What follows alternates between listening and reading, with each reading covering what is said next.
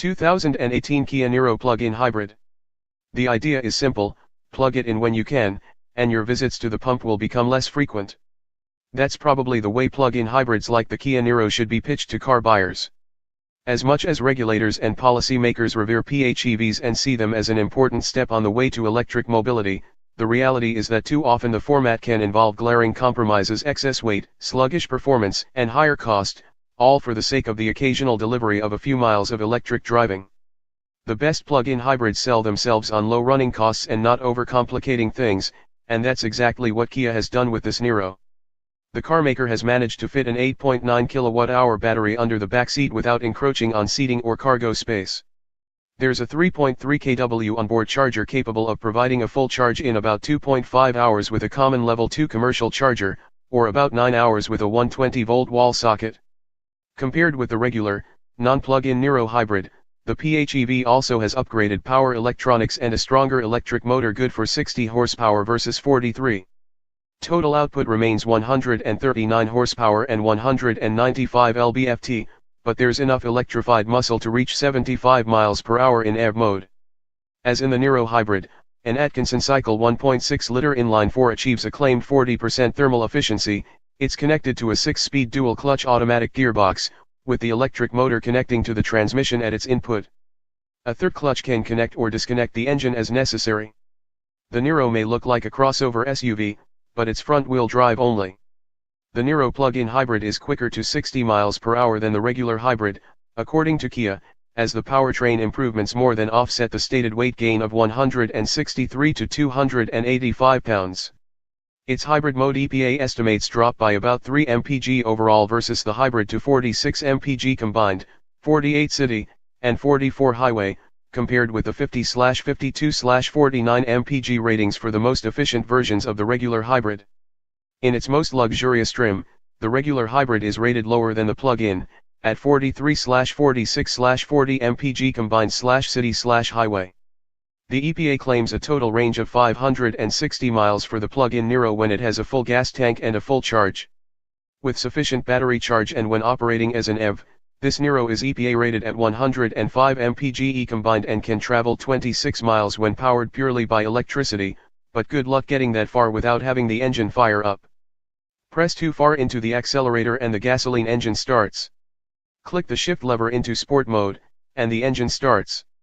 Turn on the climate control and if you need heat, the engine starts.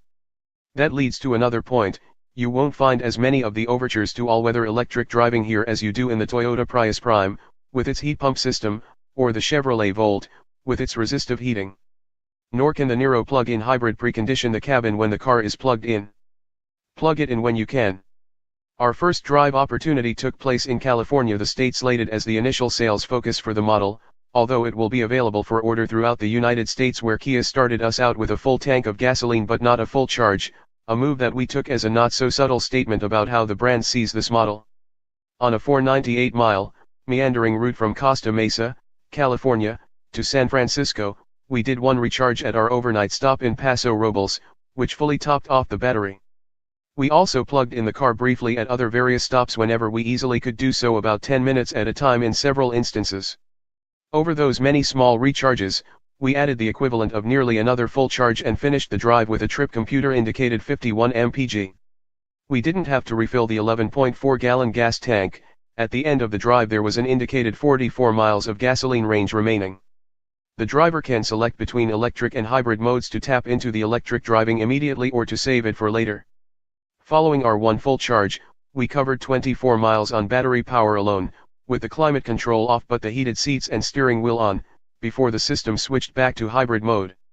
Unlike the Kia Optima plug-in hybrid, the Niro PHEV does not include a mode that lets you recharge the battery as you drive.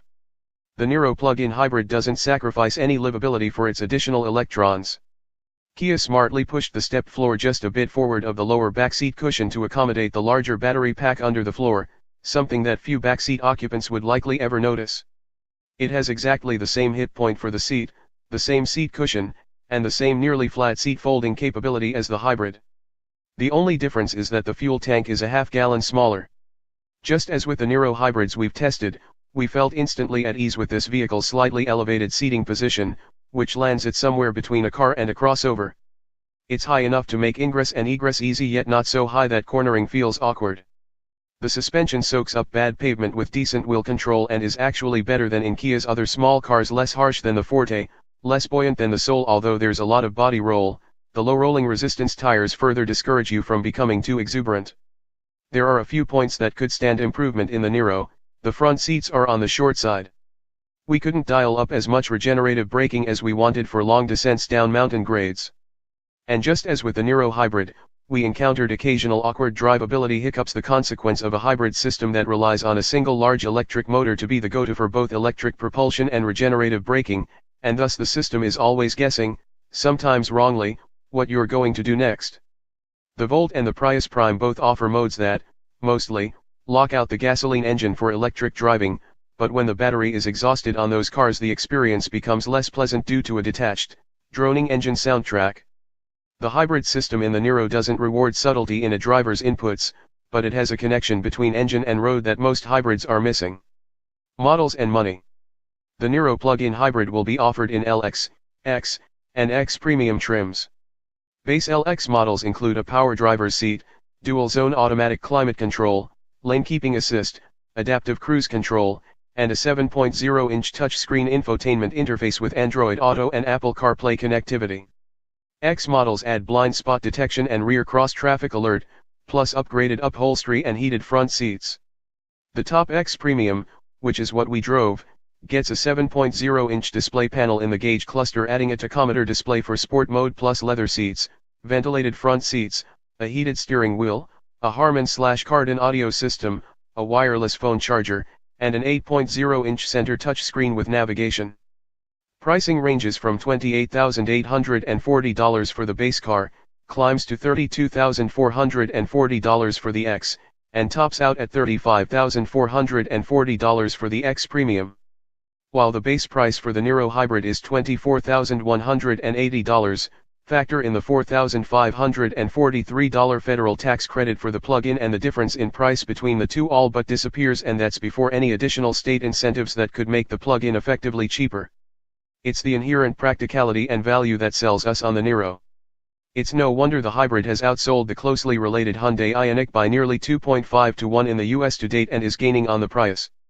With crossover-like seating, space, style, and versatility, there's no real downside to the plug-in Niro. Charge it a couple of times a week when you can, and you'll have one of the most efficient vehicles on the market that also can take your family anywhere on the weekend.